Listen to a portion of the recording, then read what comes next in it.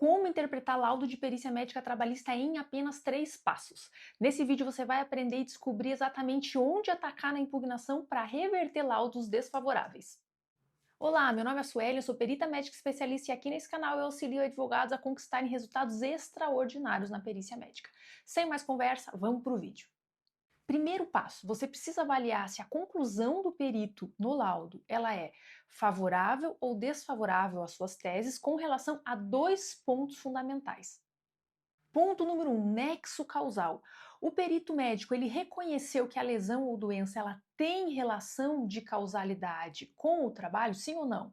Ele estabeleceu um nexo direto ou indireto, ou seja, ele estabeleceu causa ou com causa.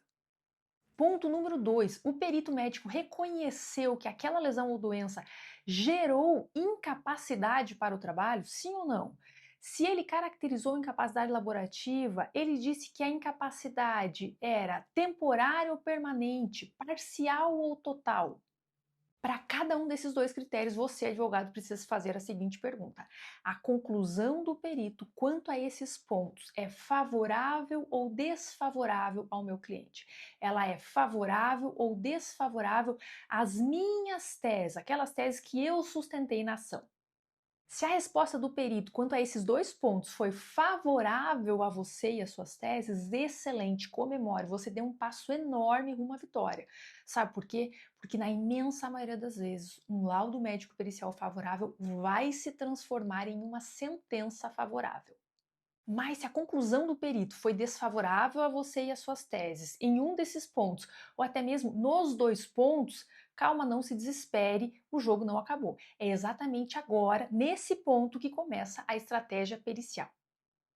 Segundo passo, você precisa entender como que o perito médico chegou até aquela conclusão desfavorável. Você já entendeu que ela é desfavorável e agora você precisa entender os motivos que levaram o perito médico a concluir daquela forma.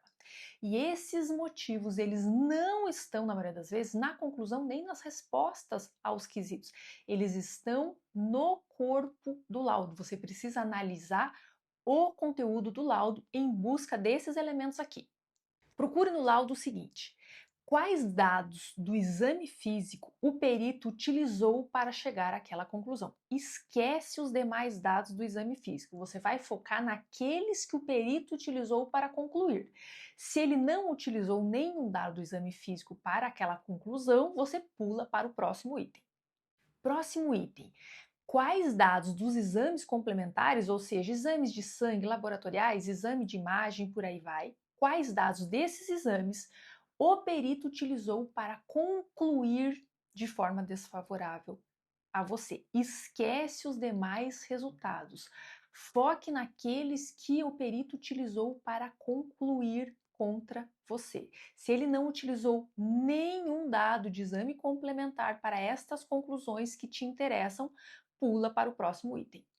Próximo item: quais referências científicas da literatura médica o perito utilizou para chegar àquela conclusão desfavorável a você? Foque naquelas que ele utilizou para concluir contra você. Esquece as demais. Se ele não utilizou nenhuma, você vai para a próxima etapa. Na próxima etapa, você vai reunir tudo isso: exame físico, exame complementar, referência da literatura médica. Quais critérios específicos deste rol o perito utilizou para chegar àquelas conclusões desfavoráveis a você?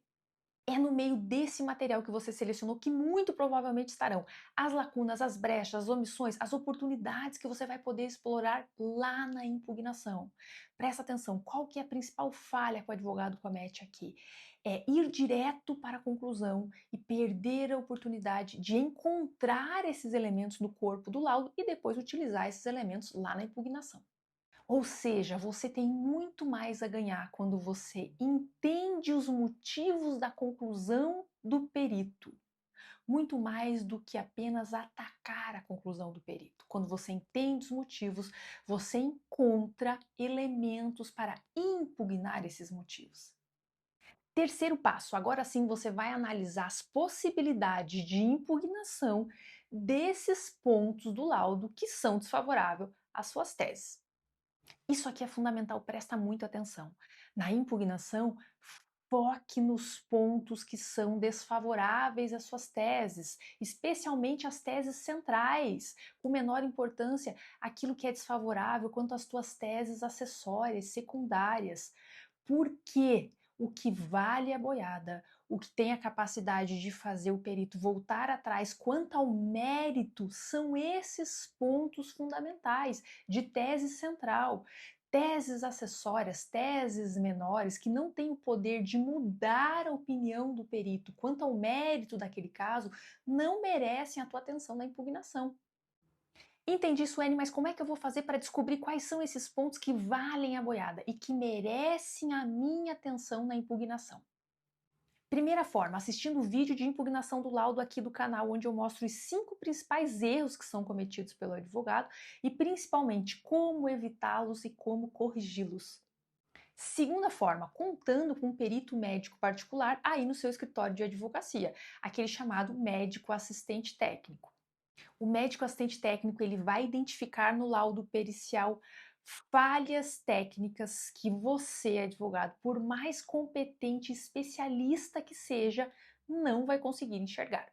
Interpretar um laudo pericial e saber exatamente onde atacar na impugnação é um trabalho de estratégia pericial, e nisso o perito particular faz toda a diferença.